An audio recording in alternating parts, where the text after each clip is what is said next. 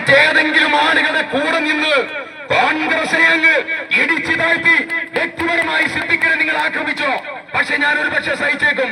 പക്ഷേ എന്റെ പ്രസ്ഥാനത്തെ, എന്റെ മുന്നണിയെ ഇടിച്ചു താഴ്ത്താൻ ആരുടെയെങ്കിലും വക്കാലത്ത് പിടിച്ചു വന്നാൽ അതിന്റെ മുമ്പിൽ കീഴടങ്ങാൻ ഒരുക്കമല്ല എന്ന് ഉത്തരവാദിത്വത്തോടുകൂടി സൂചിപ്പിക്കാൻ ആഗ്രഹിക്കുക. വളരെ കൃത്യമായി സൂചിപ്പിക്കാൻ ആഗ്രഹിക്കുക.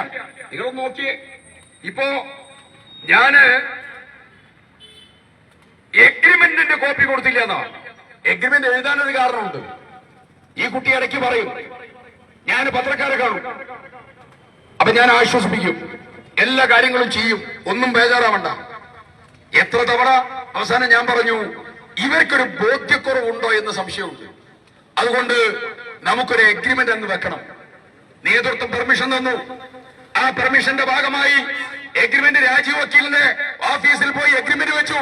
പത്രക്കാര് പറഞ്ഞു ആ എഗ്രിമെന്റ് കൊണ്ടുപോയി എന്നാ പറഞ്ഞത്. എഗ്രിമെന്റ് പിറ്റേ ദിവസം ആ എഗ്രിമെന്റ് ഒപ്പിട്ടതുമായി ബന്ധപ്പെട്ടതായിരിക്കുന്ന സമയത്ത് നേതൃത്വം പറഞ്ഞു എഗ്രിമെന്റ് കൊടുത്തേക്കാൻ. എഗ്രിമെന്റ് കൊടുത്തു. അതിന്റെ കോപ്പി ഞാൻ 3 കാര്യങ്ങൾ വായിക്കാം.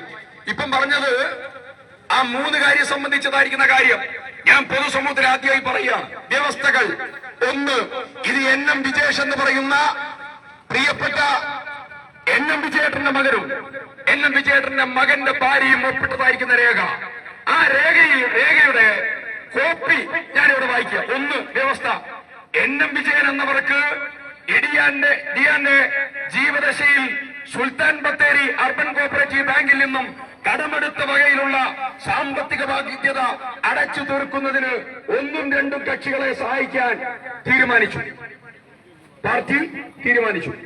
2, മേൽപ്പറഞ്ഞ സാമ്പത്തിക ബാധ്യത കൂടാതെ ശ്രീ NM വിജയന് ഡിയാൻ ജീവിച്ചിരുന്ന സമയത്ത് സുൽത്താൻ ബത്തേരി അഹല്യ ഫിൻ ഫോറക്സിൽ നിന്നും മേൽപ്പറഞ്ഞ NM വിജയനും 1ഉം 2 കക്ഷികളും കൂടി ചേർന്ന് എടുത്തതായിരിക്കുന്ന തുക തിരിച്ചടയ്ക്കാൻ കഴിയാത്തതിനാൽ മേപ്പടി അഹല്യ ഫിൻ ഫോറക്സിൽ ബാക്കി വരുന്നതായിരിക്കുന്ന തുക 1ഉം 2ഉം കക്ഷികൾ അടയ്ക്കുന്നതിലേക്ക് സഹായിക്കുവാനും അത് പാർട്ടി ഏറ്റെടുക്കാൻ തീരുമാനിച്ചു.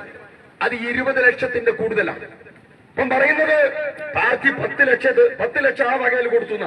പാർട്ടി ഏറ്റെടുത്ത ബാധ്യത 10 ലക്ഷമല്ല, പാർട്ടി ഏറ്റെടുത്ത ബാധ്യത 20 ലക്ഷത്തിലധികം. ആ കേസിൽ മാത്രം അഹല്യയിലുണ്ടായിരുന്ന ബാധ്യത മാത്രം 20 ലക്ഷത്തിലധികം. അത് ഞങ്ങൾ സംസാരിച്ച് അത് 10 ലക്ഷമാക്കി കുറച്ച് ഞങ്ങൾ അടച്ചു. 3ാമത്തെ കാര്യം, മേൽപ്പറഞ്ഞ ശ്രീ NM വിജയൻ എന്നിവരുടെ കാലശേഷം ഇതിനെ 1ഉം 2ഉം കക്ഷികളെ സഹായിക്കുന്നതിലേക്കായി 10 ലക്ഷം രൂപ ഇതിനു മുമ്പ് നൽകുന്നതും ഇന്ന് ഈ കരാർ ഉണ്ടാക്കുന്ന ദിവസം തീയതിയിൽ 10 ലക്ഷം രൂപ കോഴിക്കോട് ജില്ലാ സഹകരണ ബാങ്കിന്റെ ഡാഷ് നമ്പർ ചെക്ക് പ്രകാരം 1ഉം 2ഉം കക്ഷികൾക്ക് ഇതാ കൈമാറുന്നു. കോഴിക്കോട് ജില്ലാ കോൺഗ്രസ് കമ്മിറ്റിയുടെ ചെക്ക ഇതും കൊടുത്തു. ഞാൻ ചോദിക്കുന്നു, 3 വിഷയത്തെ തമ്മിൽ ധാരണയുണ്ടാക്കി. ഈ ബത്തേരി സഹകരണ ബാങ്കിലെ ബാധ്യത ഇപ്പൊ 69 ലക്ഷം. 69 ലക്ഷം പ്ലസ് 20 ലക്ഷത്തിലധികം രൂപ അഹല്യ. അപ്പൊ എത്രയായി? 89 ലക്ഷമായി. പിന്നെ 20 ലക്ഷം രൂപ കയ്യിൽ കൊടുത്തു. അപ്പൊ എത്ര കോടിയായി? 1 കോടിയിലധികം രൂപ. ആ 1 കോടിയിലധികം രൂപ ബാധ്യത പാർട്ടി ഏറ്റെടുത്തു. എന്നിട്ടോ ബത്തേരിയിലെ സർവീസ് സഹകരണ ബാങ്കിൽ നിന്ന് ഒരു നോട്ടീസ് പോയോ? ഞാനും AP അനിൽകുമാറും ഞങ്ങൾ 2 പേരും ബാങ്കിനോട് നിർദ്ദേശിച്ചു, നോട്ടീസ് കൊടുക്കരുത്, അവരുടെ വീട്ടിലേക്ക് ആളുകൾ പോകരുത്, അവരെ ശല്യപ്പെടുത്തരുത്, പാർട്ടി അത് പരിശോധിച്ച് വേണ്ടത് ചെയ്യും. കൃത്യമായി പറഞ്ഞു. പാർട്ടി പരിശോധിച്ചു, അതിന്റെ കാര്യങ്ങൾ നീക്കാണ്. ഒരു 1 ടൈം സെറ്റിൽമെന്റ് കിട്ടാൻ കോൺഗ്രസ് പാർട്ടിയെ കുറിച്ച് പറഞ്ഞല്ലോ. പൈസയൊന്നും ഇല്ലാത്ത പാർട്ടിയാണ്. ഞങ്ങൾക്ക് അതൊക്കെ ഒന്ന് സ്വരൂപിച്ചെടുക്കണം. അതിനുവേണ്ടി കുറച്ച് ഡേറ്റ് ഒക്കെ ഒന്ന് മാറിയിട്ടുണ്ടാകും.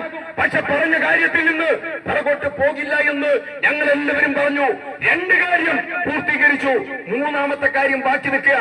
ആ കാര്യം പൂർത്തീകരിക്കുമെന്ന് എല്ലാ സന്ദർഭങ്ങളിലും പറഞ്ഞപ്പോ അത് കേൾക്കാതെ ഇപ്പൊ പറയാണ് CPM ഞങ്ങളെ സഹായിക്കും. അവരോട് അഭ്യർത്ഥിക്കുക. അത് നിങ്ങൾ അഭ്യർത്ഥിച്ചോ, വാങ്ങിക്കോ, ഒരു കുഴപ്പമില്ല. പക്ഷെ ഞങ്ങൾ ഒരു കാര്യം പറയാ, NM വിജയേട്ടന്റെ ആത്മാവ് പോലും പൊറുക്കില്ല എന്ന് ഉത്തരവാദിത്തത്തോടു കൂടി സൂചിപ്പിക്കുക. പിന്നെ ഞങ്ങളെയൊക്കെ